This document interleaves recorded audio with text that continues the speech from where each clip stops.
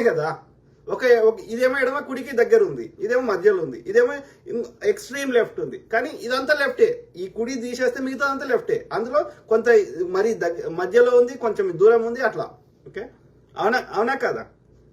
So extreme left మంచిదే, communist పార్టీలు left పార్టీలు మంచియే. ఓకే, ఏది అన్యాయం కోరినాయి, సమానత్వం అడిగినాయి, మనకు ఒక్కరికి మన మీద పేరు ఉండొద్దు, అందరిది ఇది అందరిది అని బాగున్నది. కానీ దాని ప్రాక్టికల్ ఇంప్లిమెంటేషన్ వచ్చేవరకు అది వీలైతలేదు.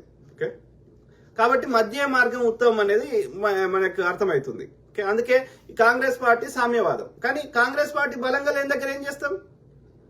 అక్కడ వేరే పార్టీకి మద్దతు ఇస్తాం. అక్కడ ఉన్న పార్టీ సిమిలర్ ఐడియాలజీకి దగ్గర ఉన్న పార్టీకి మద్దతు ఇస్తాం. ఇప్పుడు కేరళ పోయినాం అనుకో, కమ్యూనిస్ట్ పార్టీలు మద్దతు ఇస్తాం. ఇప్పుడు వెస్ట్ బెంగాల్ పోయినాం అనుకో, తృణమూల్ కాంగ్రెస్కి ఇస్తాం. ఎక్కడ బీజేపీని బలంగా కొట్టే పార్టీ ఏది, ఈ దోపిడీ పార్టీని కొట్టేది అక్కడ ఏముంటే